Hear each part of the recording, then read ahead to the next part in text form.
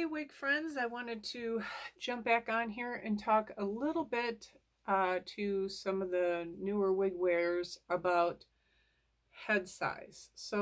I am 22 and a half, and when you measure, you can take a soft measuring tape or a string and then compare it back to like a regular measuring tape. You go around your hairline, above your ears, to the nape of your neck, and 22 is average. I'm 22 and a half, and then with my remaining bio hair, and yes, you should consider that depending on how much you have, it pushes me closer to 23. And when I first started wearing wigs, that was really my issue. It's not that I have such a large head. My other measurements are pretty average. It's this hair, and my hair is curly, my bio hair. So it's a certain learning curve to learn how to put your hair up if you still have hair. Um, it can, the most minute difference it can make in how your cap fits. So it doesn't seem like a lot, but it really is. So let's talk the type of rubber band or hairband type thing that you would use. No, this is what I used to wear for my bio hair. This is way too big in my opinion. I could not put my hair up with this now. So I'm going to show you, and by the way, this beautiful wig is Nitro by Belle Tress and Butterbeer Blonde. I just did a review on it. So I'm going to show you how I have my hair here.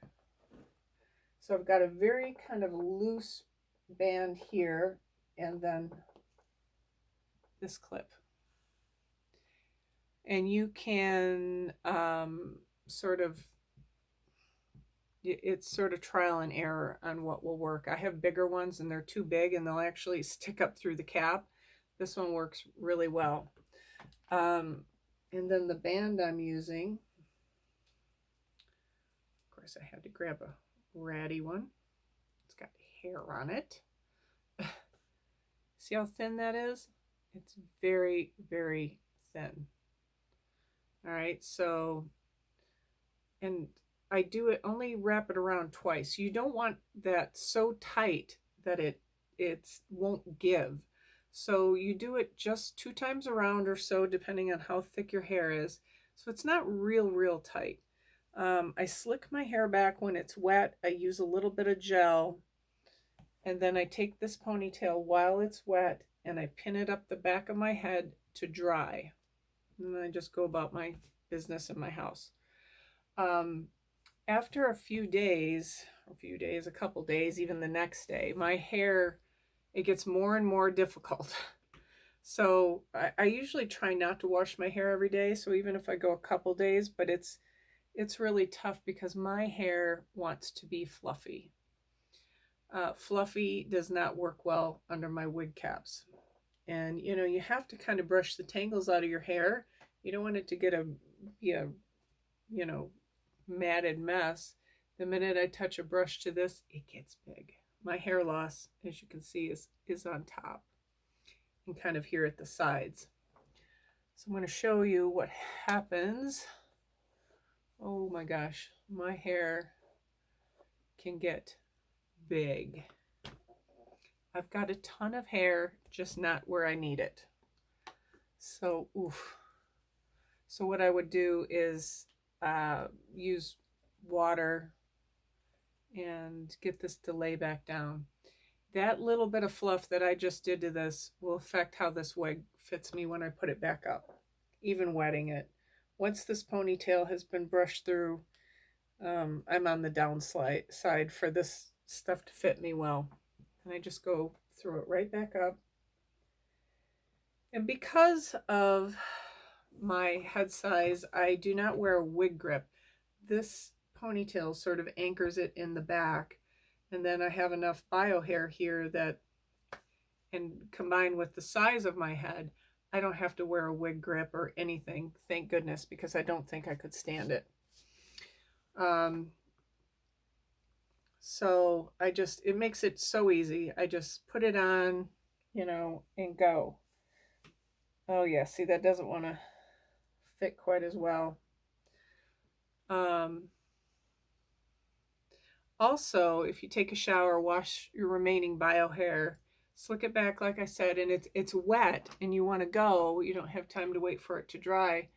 It's actually not necessarily a bad thing if you have a bigger head, because wearing your cap while your hair is wet will help stretch your cap out. So if you have a wig that's a little bit tight, you could do that also, and even spritz the inside of the cap and put it on. It'll help sort of stretch it out and mold to your head a little bit better. Um, I've been wanting to show you guys that because it's hard to explain it in writing on how I do it, and everybody's different, and everybody has to find their own way of doing it. But I just wanted to give you the few tips of things that I have learned. The thinner band, and I just get them at like Meijer or Walmart. Um, Not wrapping real tight like you feel like you want to. You want that to be secure, so you really want to give it an extra turn, but don't do it. A little bit looser when you go to fold that up, it's going to be able to flatten out better. When it's too tight, it's just going to push back on that cap. So I don't really like to mess around with bobby pins and things like that. The only time I've really used bobby pins is if you have a wig that's um, I've worn up, like clipped up, and so it's got a little weight back here. You can put a bobby pin right here if you have some bio hair to hook onto, or actually you might be able to catch your wig grip, and it'll keep your wig from sliding back. If, like I say, I've worn it in a clip where it just kind of makes it want to, pull back a little bit. So just a few tips if you're a newer wig wearer. Um, it really does make a difference, that little minute space that you can make with flattening your bio hair and how you put your bio hair up. If you're a person that's not a full-time wig wearer and you're switching back and forth to your bio hair to a wig, it can make it kind of challenging, because when your hair is down, it's fluffy, it looks great. Maybe you've curled it, maybe you have, scrunched your curls, and now you want to put a wig on.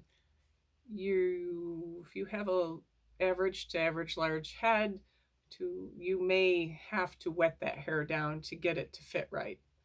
So anyway, I hope these little things were helpful for you, and if you have any questions, drop them down in the comment section and I'll do my best to answer them. Okay, everybody, take care and have a great day.